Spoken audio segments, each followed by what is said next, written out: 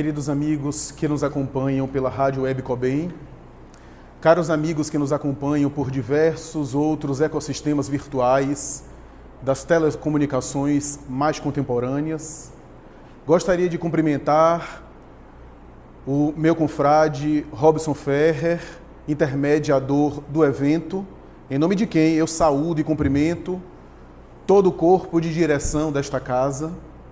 Gostaria de cumprimentar o meu confrade André Nascimento, um dos que vão dividir o trabalho conosco nessa manhã, e me sinto muito honrado e muito feliz de estar dividindo o trabalho com esses companheiros, o Wellington Balbo, que ainda não tive o prazer de conhecer pessoalmente, e oxalá irei conhecer hoje, Cláudia Abdala, André Nascimento. C.S. Lewis, o famoso teólogo, considerado por muitos, inclusive pelo pai do Projeto Genoma, Francis Collins, como o maior teólogo do século XX, esse pensador protestante a quem eu muito admiro, e que é quase que unanimidade, mesmo entre ateus, como é o caso do historiador brasileiro conhecido hoje, Leandro Carnal, que não obstante o seu ceticismo, adora as colocações de Lewis. Esse homem admirável, que era de um intelecto privilegiado, e que lançou uma obra invulgar chamada Cristianismo Puro e Simples. Tem uma colocação que me deslumbra entre as várias colocações que ele coloca, que ele apresenta na sua obra extraordinária. Lewis vai dizer mais ou menos assim, que quando os homens se tornaram cientistas, quando eles caminharam para estruturar o pensamento científico como é conhecido hoje, toda a base da ciência e da fundamentação da academia era para examinar, a priori, os elementos da natureza. Era para tentar entender de uma maneira lógica e empírica o funcionamento da natureza. E Lewis vai dizer, se os cientistas organizaram a ciência e os homens comuns se tornaram cientistas para encontrarem leis ou uma lei da natureza, eles fizeram isso sem o saber, estavam concebendo a ideia de um legislador. Porque se na natureza existem leis, existe também um legislador que colocou tudo para funcionar. Sem o saber, sem compreender, se nós organizamos o pensamento acadêmico e científico para buscar uma lógica e um funcionamento convencional e inteligente, é porque estamos confessando que a natureza não é o caos, que o universo não é um fenômeno fortuito e aleatório, mas é um conjunto de leis que foi colocado. E se existem leis, existe um legislador. Nas palavras de Lewis, que é mais bonitas do que as minhas, ele diz, quando os homens se tornaram cientistas, assim o fizeram para encontrar leis na natureza. Mas se há leis na natureza, é porque um legislador colocou as coisas para funcionar. Sem o saber, talvez, ou talvez sabendo porque ele era muito culto, Lewis está reproduzindo o pensamento que Immanuel Kant, o famoso filósofo prussiano, havia estabelecido antes dele, por volta do século XVIII, na sua segunda metade, talvez não, certamente o maior filósofo da era moderna. Immanuel Kant costumava dizer que duas coisas deixavam ele maravilhado: o universo estrelado acima de mim e uma ordem moral ou uma lei moral dentro de mim.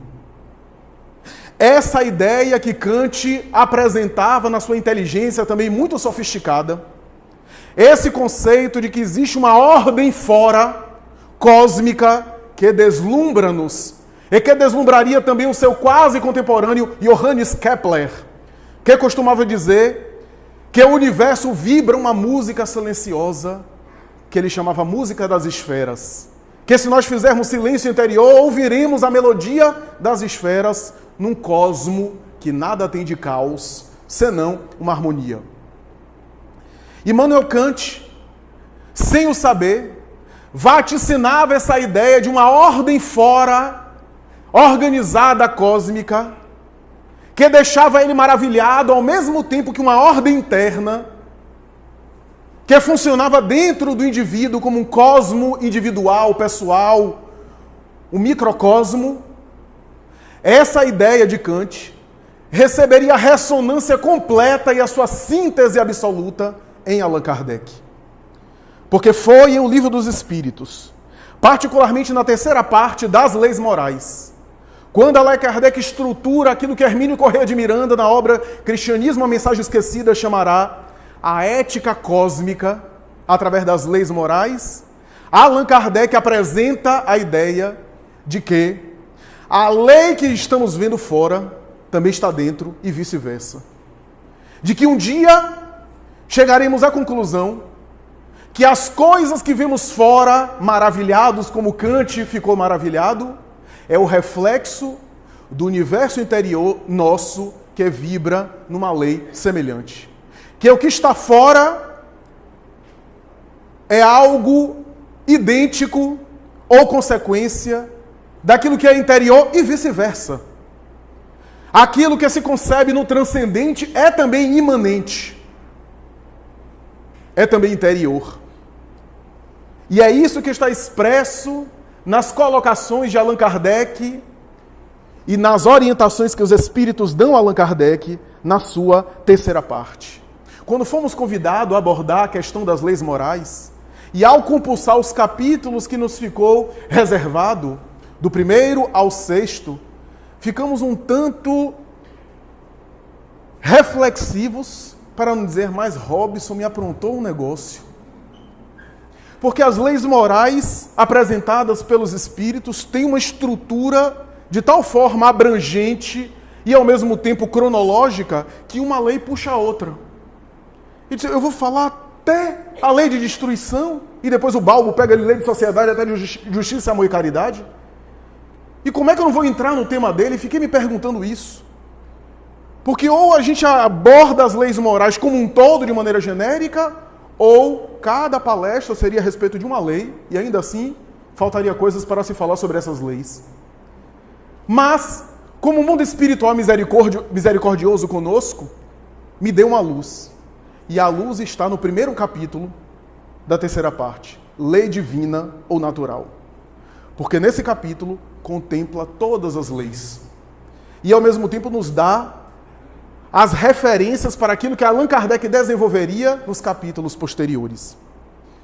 Os capítulos que ficaram ao nosso encargo foi Lei Divina Natural, o 1º capítulo, Lei de Adoração, Lei do Trabalho, de Reprodução, de Conservação e de Destruição. É conhecido entre nós espíritas, mas vale a pena citar novamente, e possivelmente foi Herculano Pires, o professor Herculano Pires, que foi quem primeira vez estruturou esse conceito, ou percebeu no Livro dos Espíritos esse raciocínio de que cada parte de O Livro dos Espíritos resultaria em uma outra obra, uma obra da codificação. Assim, a primeira parte, Deus e as causas primárias, que examina a ideia da divindade, a providência, os elementos gerais do universo, espírito, matéria, fluidos, resultaria mais tarde em a Gênese, que é o trabalho a respeito da origem do universo, da criação, dos fluidos e, mais tarde, das passagens mais difíceis do Evangelho de Jesus.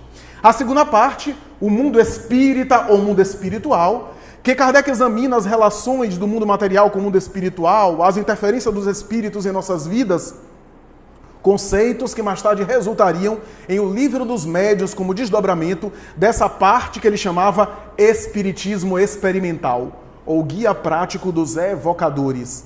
Isso é, do intercâmbio mediúnico, do intercâmbio paranormal. A quarta parte das Esperanças e Consolações, que examina as grandes questões, não apenas teológicas, mas as grandes questões das penas e recompensas, das compensações, méritos e deméritos além da vida, céu, inferno, purgatório, justiça divina, resultaria na obra O Céu e o Inferno. A justiça divina segundo o Espiritismo. E a terceira parte, das leis morais, resultaria na obra O Evangelho segundo o Espiritismo. E vamos explicar por quê. Talvez, das 4 partes, a mais difícil de entender, Por que resultaria na obra o Evangelho segundo o Espiritismo e não a obra de moral geral, necessariamente não circunscrita à tradição cristã? Porque houveram críticos do Espiritismo que disseram: o Espiritismo caminhou para uma moral cristã porque nasceu na França, católica, ocidental. É muita ingenuidade pensar nisso. Porque se fosse assim, se o Espiritismo fosse contaminado pelo viés católico ocidental da França, o Espiritismo não seria reencarnacionista. Eram os espíritos como um consenso que falavam a verdade, que diziam como um consenso, não era a opinião isolada de um, para defender as ideias que ele colocava. E Allan Kardec não se convencia do depoimento pessoal de uma entidade isolada, senão do consenso que com ele se comunicava por intermédio de 1000 médiuns. Foi, portanto, Herculano Pires quem primeiro elaborou essa ideia, e ele chegou a especular que a introdução de O Livro dos Espíritos resultaria na obra O que é o Espiritismo, e os prolegômenos resultaria mais tarde na obra O Principiante Espírita. A verdade é que é uma obra extraordinária. E a divisão das leis morais, segundo Rodolfo Caligares, segundo alguns autores que abordam a questão das leis morais, dizem que as leis morais, as 10, eu estou tirando lei divina natural e vou explicar por quê. As 10 leis morais que são estabelecidas pelos espíritos, tirando, portanto, lei divina natural e o último capítulo da perfeição moral, essas 10 leis, que começa de adoração e acaba justiça, amor e caridade, resumem os deveres do homem para consigo, para com o próximo e para com Deus. Algumas leis estão adstritas ou estão voltadas para o dever do homem para com Deus e para com o transcendente. Lei divina natural, primeiro capítulo, e lei de adoração. Se eu retirar a lei divina natural, e vou explicar por que eu estou retirando a lei divina natural. Se eu só pegar as 10 leis, só a lei de adoração fala da relação do indivíduo com Deus. E é o primeiro capítulo, isso é, depois de lei divina natural. Portanto, a primeira lei que é apresentada é lei de adoração, que é o vínculo do ser humano com Deus. Por quê? Porque dizem os melhores teólogos que a sua relação com Deus e a relação com o divino, com o transcendente, modula todas as suas relações. A forma como você se relaciona com o sagrado é a fonte com a qual você se relaciona mais tarde com todas as manifestações ao seu redor e consigo mesmo. Se você tem uma relação com o sagrado de desconfiança, de instabilidade, de oscilação, você é oscilante, é desconfiante, é cético em relação aos outros e em relação a si mesmo. Então, essa é uma colocação interessantíssima. Mas quando nós pegamos, por exemplo, lei de destruição, lei de conservação, lei de reprodução, estamos falando das questões do homem consigo mesmo. Das questões dele consigo mesmo, com a sua consciência, as suas tarefas nesse mundo material, etc. Lei de sociedade, lei de progresso, lei de liberdade, justiça, amor e caridade são as leis que dizem respeito ao vínculo do homem com o próximo. Percebeu a trilogia de Jesus? Se você tirar a palavra vínculo, que eu coloquei aqui, ou a palavra relacionamento, como prefere o professor Haroldo Dutra Dias, relação do indivíduo com Deus, relação do indivíduo com o próximo, relação do indivíduo consigo mesmo, porque a vida são relacionamentos. Se você tirar a palavra relacionamento, ou tirar a palavra vínculo e colocar a palavra amor, você está repetindo aquilo que Jesus já dizia. Toda a lei e os profetas estão resumidos em amar a Deus acima de todas as coisas e ao próximo como a si mesmo. A trilogia do Mestre. Amar a Deus, ao próximo e a si mesmo. Portanto, resume-se as leis morais ali de uma forma especial. Jesus havia resumido, portanto, a lei da sua época, que era conhecida como a legislação do povo, mas ele concebia uma lei maior, que estava acima. A verdade é que a lei divina apresentada pelos Espíritos no capítulo Lei Divina Natural não tem uma Constituição, não tem um Código Penal e um Código Civil, não tem um texto em que pese os religiosos das várias tradições quiseram dizer que a lei de Deus está no Alcorão, na Bíblia, no Bar do Todol, no livro tibetano dos mortos, no livro sagrado. Não há uma lei divina que é escrita. Deus não tem uma escrita, não tem um texto dele. não tem uma palavra. Todos os escritos foram homens que refletiram qual espelhos essa lei, com maior ou menor cota, a depender do tamanho do espelho que tinham.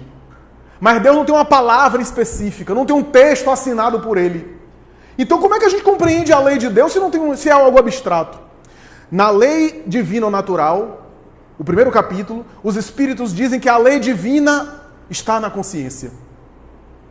Mas como é que a gente entende isso? Consultando a consciência, muito bem, refletindo. Mas nem sempre é fácil de a gente entender o que é consciência nossa, do que são impulsos inferiores, por exemplo, o que são do ego. É necessário um amadurecimento, uma reflexão constante. Por isso que os espíritos disseram que ia explicar didaticamente, em texto, o que é a lei. E por isso as religiões e os missionários são instrumentos da providência para tornar em palavra, tornar em escrito a lei de Deus. Porque como a lei não é um texto, muito menos em português, nem em aramaico, mas menos ainda em português, como transformar isso em texto?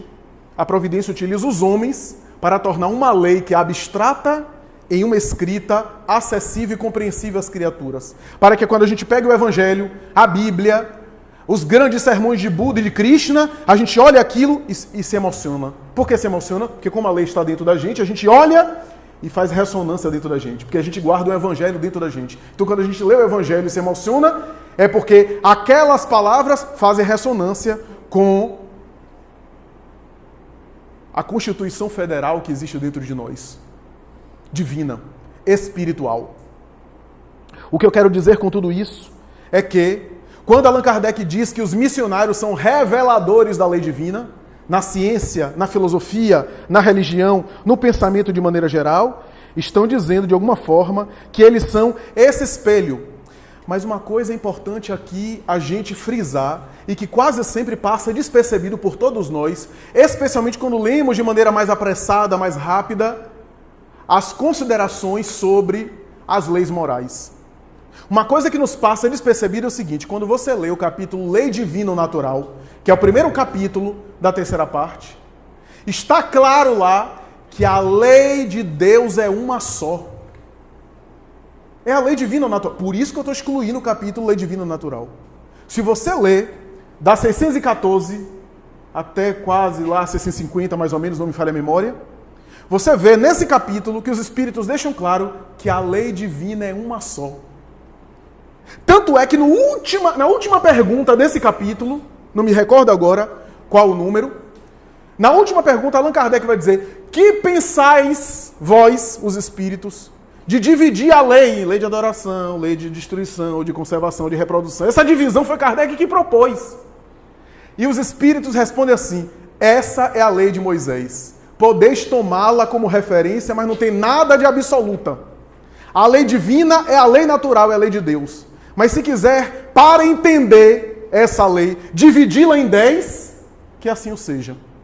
Por isso Allan Kardec divide em 10, e aí os espíritos concluem a resposta dizendo assim: a última, justiça, amor e caridade, é a mais importante, porque resume todas as outras. Porque a lei de justiça, amor e caridade, eu não vou entrar, porque meu companheiro Wellington Balbo que vai abordá-la, a lei de justiça, amor e caridade é a aplicabilidade humana dessa lei divina ou natural, por excelência. Por isso que resume todas as outras.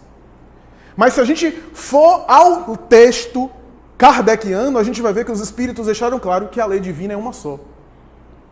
Por isso que tem um texto de Emmanuel que ele vai dizer: os átomos se aglutinando na lei das afinidades obedecem à mesma lei de amor que fazem dois seres humanos se aproximar pela afinidade psíquica. No mundo subatômico, no mundo macrocósmico ou no mundo psíquico das criaturas humanas, a lei é uma só. Seja na matéria, seja no mundo moral. As leis materiais, diz Allan Kardec, são os aspectos materiais dessa lei única, que são da alçada da ciência e que regulam a vida da matéria. As leis morais regulam a vida da alma e são da alçada da religião em geral e do espiritismo em particular. O que significa dizer, como diz Emmanuel em outra mensagem, que é um cientista sábio, está também lidando com a lei de Deus, examinando os fenômenos da natureza, à semelhança de um sacerdote na igreja. A lei é uma só, acessada por diferentes vias, ou por diferentes aspectos. Isso é interessante a gente entender, para que a gente entenda quando os espíritos disseram assim: o sábio estuda as leis da matéria, o homem de bem estuda e vivencia as leis morais. Você está falando de uma lei só, que se desdobra em dois aspectos. Por isso que o sábio não fica brigando com o homem de bem, e o homem de bem não fica melindrado com o sábio. Porque o espírito precisa ter a sabedoria do conhecimento e o sentimento da moralidade. É uma coisa só. E por fim, quando nós pensamos nessas considerações das leis morais, é interessante pensar que se a gente entende que essas leis se desdobram em vínculo, relação do homem consigo mesmo, com o próximo e com Deus, a gente está entendendo que resume os deveres da criatura para com tudo. Em síntese, Jesus havia anunciado, resumindo toda a lei e os profetas, resumindo todos os mandamentos no amor, porque o amor é uma forma de se relacionar de uma maneira intensa, sem solução de continuidade. O amor é uma forma de estabelecer vínculo. Por isso, quando a gente examina a lei de destruição, a gente vai ver que a destruição também está sendo operada, está sendo trabalhada em prol do amor. A conservação, a reprodução. Veja que são leis, inclusive, que têm aspectos biológicos e materiais. Aspectos físicos. Porque a lei está funcionando, meus amigos. Eu já brinquei isso em outra palestra e vou repetir. Se você come demais e passa mal, não é Deus que está castigando, é uma lei. A lei funciona. Experimente comer 3 pratos de feijoada de noite antes de dormir. Eu já tentei, não deu muito certo, não. É a lei.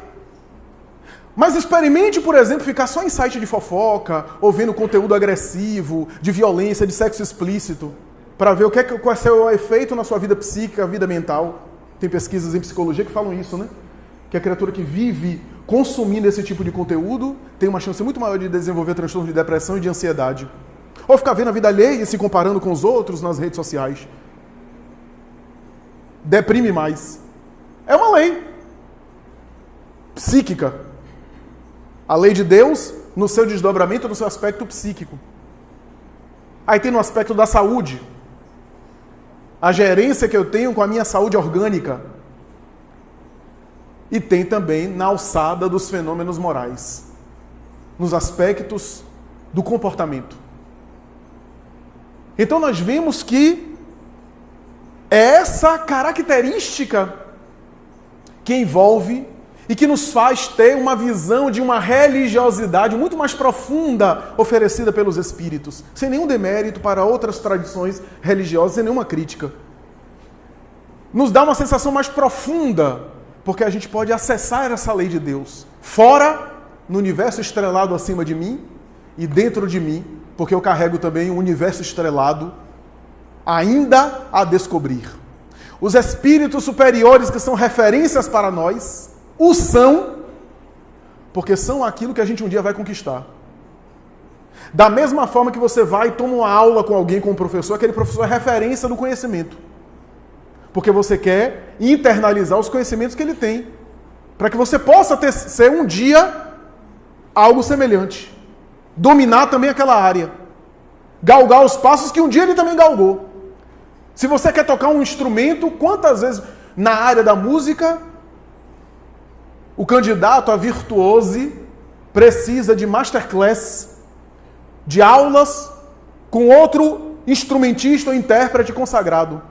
As famosas aulas em que um outro, que é referência, um músico, dá aulas aos seus alunos.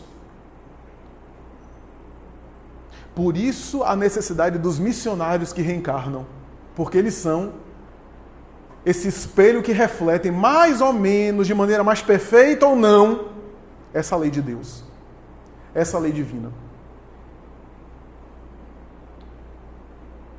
que refletem, que são espelhos. Aí a gente chega no arremate final. O porquê Allan Kardec das leis morais resulta em o Evangelho segundo o Espiritismo. Porque os grandes missionários revelaram parcialmente essas leis. Diz na nota da 625 de Livro dos Espíritos, questão muito conhecida entre nós espíritas. Jesus, no entanto, não é alguém que refletia a lei. Jesus era a própria lei manifesta no mundo. A lei divina um dia se materializou. A lei divina um dia andava por Cafarnaum para iluminar o mundo. A lei um dia se fez carne, como diz o evangelista João, o verbo se fez carne. Era a lei divina ou natural manifesta no mundo.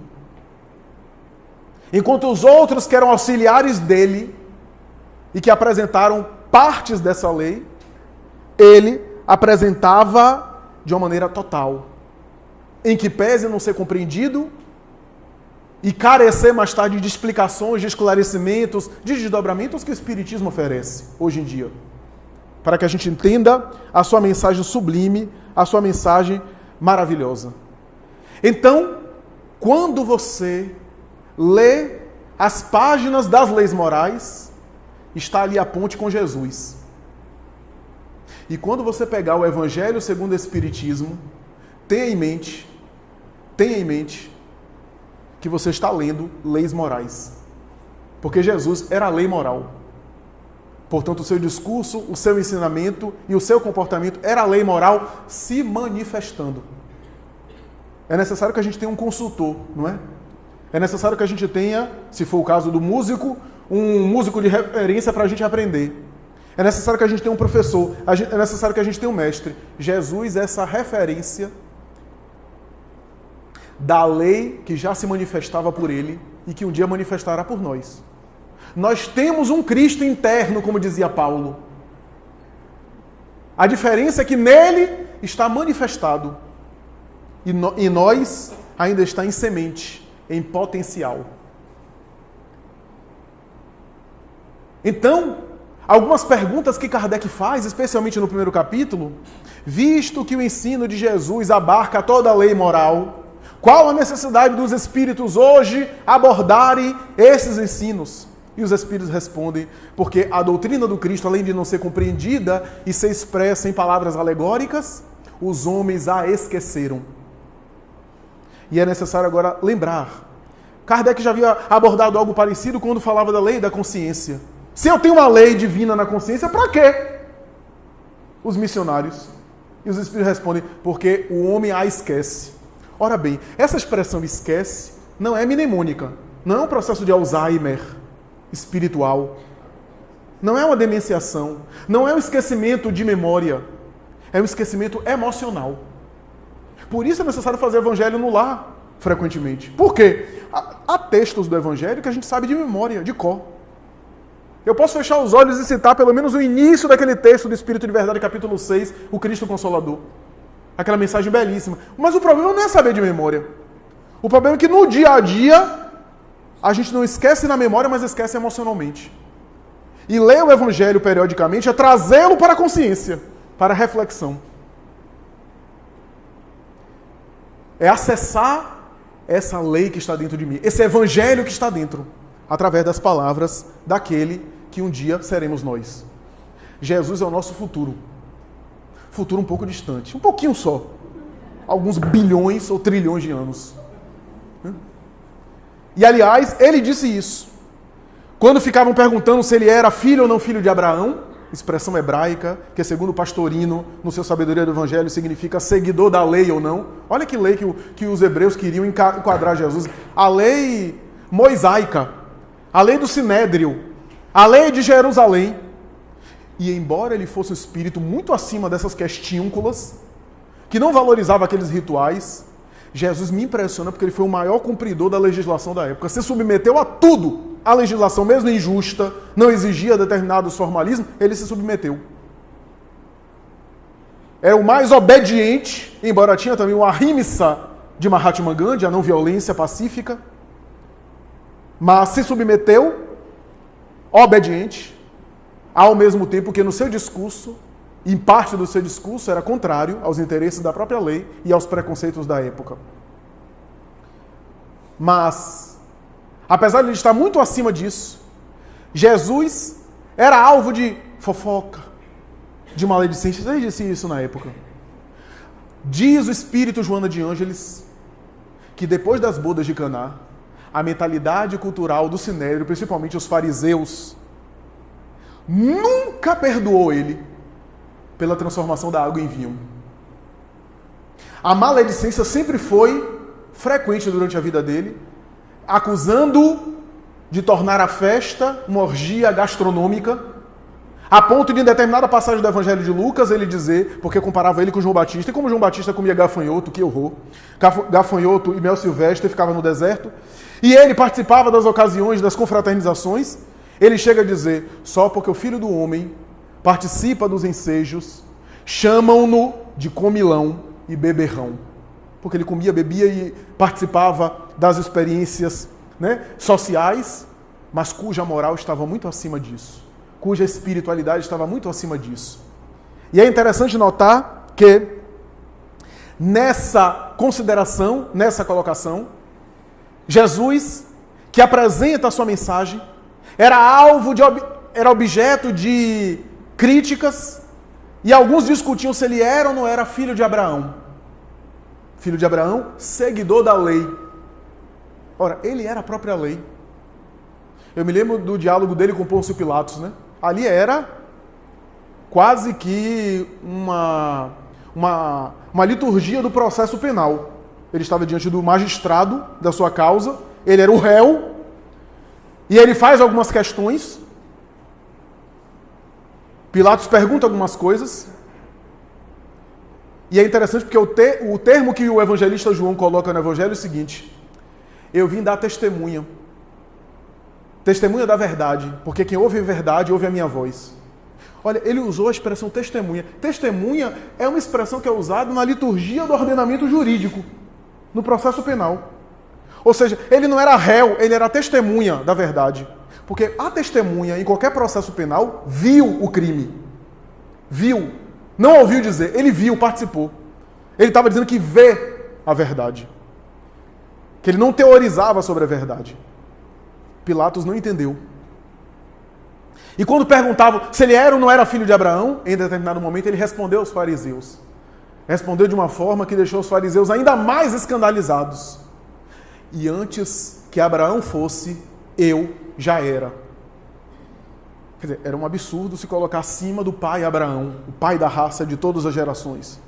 E antes que Abraão fosse, eu já era. Só o conhecimento espírita para nos dar uma informação mais abrangente, mais profunda sobre isso. Antes dos processos da construção da própria estrutura de Israel, antes do processo evolutivo inicial do planeta, ele já estava na condição de espírito puro, de espírito sumamente pleno, manifestando a lei mais tarde por ordem do Pai e executando-a no planeta, dando origem ao processo de desenvolvimento da vida no planeta, conforme diz Emmanuel em A Caminho da Luz. Mais do que isso, alguns autores, aqui eu vou colocar a guisa de hipótese, porque para mim me parece muito coerente, mas nem todos concordam com essa informação. O próprio Carlos Pastorino defende essa tese, que os profetas antes dele não conversavam com Deus, na linguagem da Bíblia. Yahvé não apareceu a Moisés, não conversou com Josué, com Eliseu, não orientou Malaquias, não se manifestou a Isaías várias vezes e a Elias. Pastorino e outros autores defendem a ideia que esse Yahvé era o próprio Cristo. Não era Deus se manifestando, era Ele próprio. Ele próprio que se manifestava aos profetas, anunciando mais tarde a vinda dele no mundo, para que em pessoa pudesse representar O termo em grego que está lá no evangelista é pleros. Cumprir a lei, não vim destruir a lei, mas vim cumpri-la. Pleros, em grego, não significa cumprir no sentido de obedecer. Aqui para nós, se Jesus fosse cumprir, obedecer a lei de Moisés, não falaria nada de novo, nada de especial. Em que ele teria de especial da tradição de antes dele? Não seria cumprir, porque traduziram para cumprir português. Cumprir no sentido de obedecer. Pleros era usado para a expressão quando o copo, por exemplo, não estava cheio. Então, para completar, pleros. Ou seja, eu não vim destruir ali, vim completá-la. Vim completá-la. Ou se quisermos cumprir, venham cumprir no sentido de viver. Os profetas antes de mim teorizavam. Moisés foi admirável falando do amor aos pais e da honra aos pais, mas matou um ser humano. Os grandes profetas antes foram seres maravilhosos, mas com as suas características humanas. Ele veio vivê-la integralmente, para que mais tarde a doutrina espírita pudesse ressuscitar essa mensagem. É por essa razão que em todo o Evangelho, os diálogos que Jesus tem com os fariseus, isso é, as autoridades legais da época, já observou que Jesus dialogava tematicamente com cada interlocutor?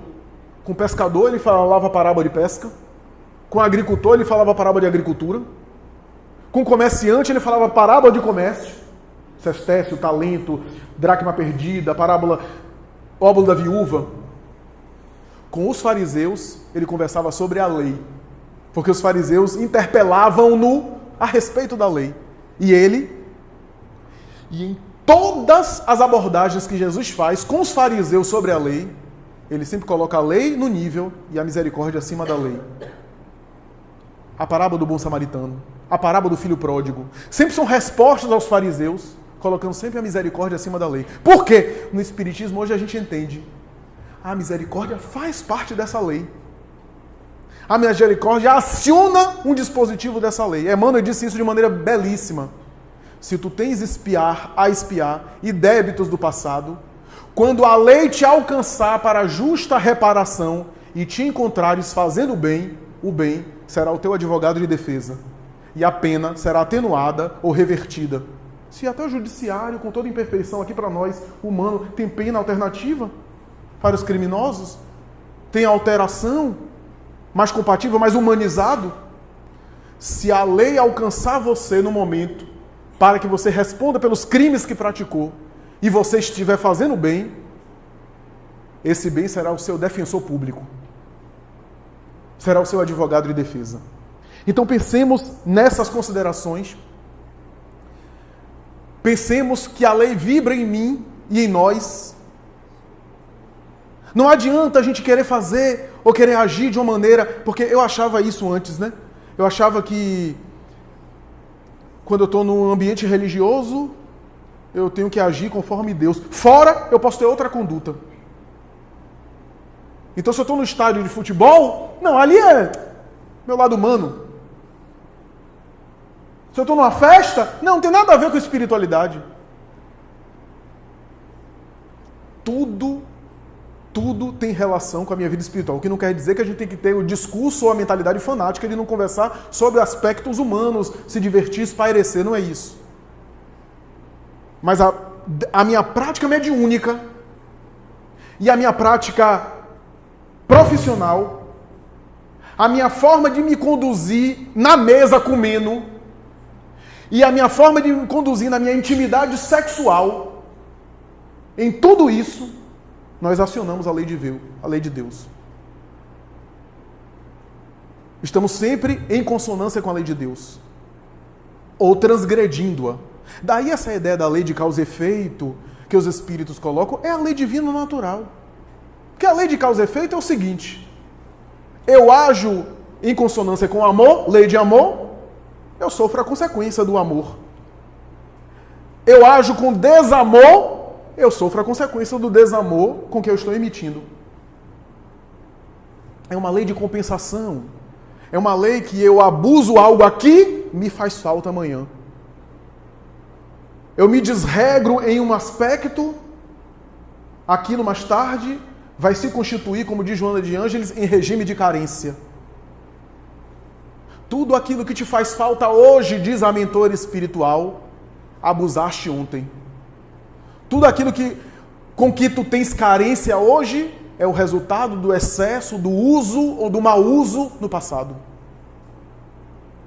Porque é uma lei de compensação. Se eu desgasto muito minha saúde física na juventude, eu quero chegar aos 80 anos com bonitinho, vou chegar acabado.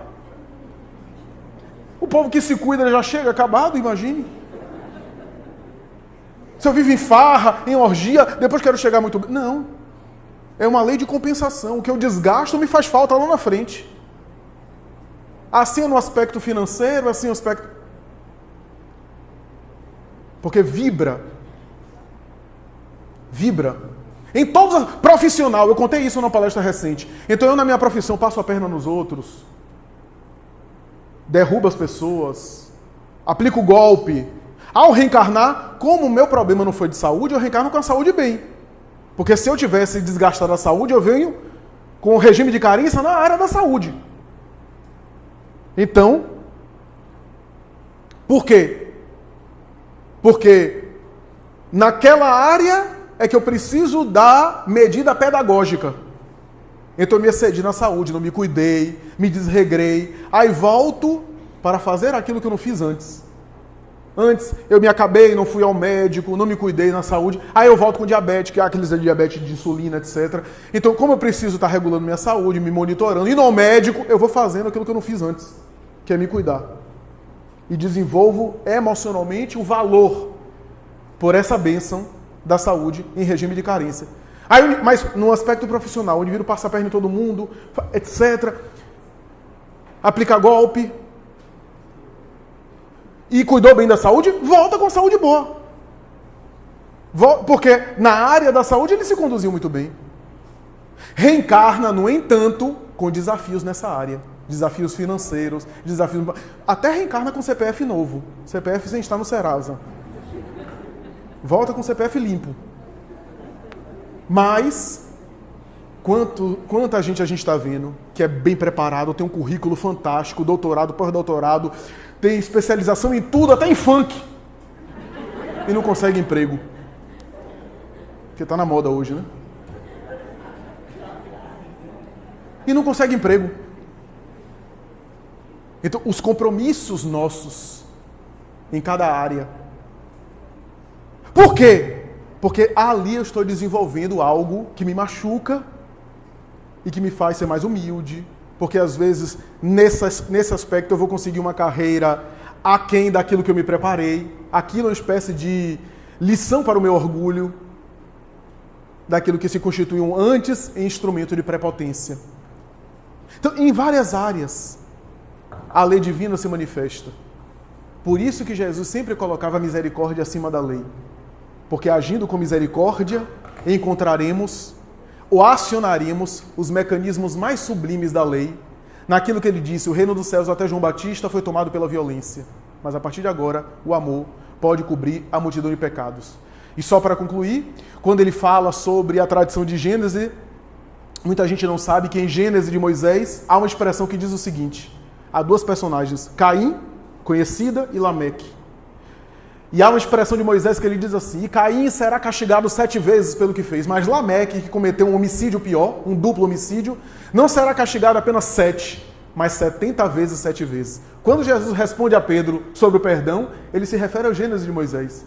Não perdoarás apenas a 7, mas 70 vezes 7 vezes. Estava referindo-se àquela justiça do Deus implacável de Moisés, com o perdão que cobre a multidão de pecados, com a justiça que sanciona, mas que o amor que produz paz, plenitude e felicidade. Por isso, meus amigos, se você tiver dúvidas em relação às leis morais, vá a Jesus e Jesus vai tirar a sua dúvida. E se você tiver dúvidas sobre Jesus, estude as leis morais, porque uma é uma ressonância da outra, são termos de uma mesma equação. Muito obrigado, muita paz.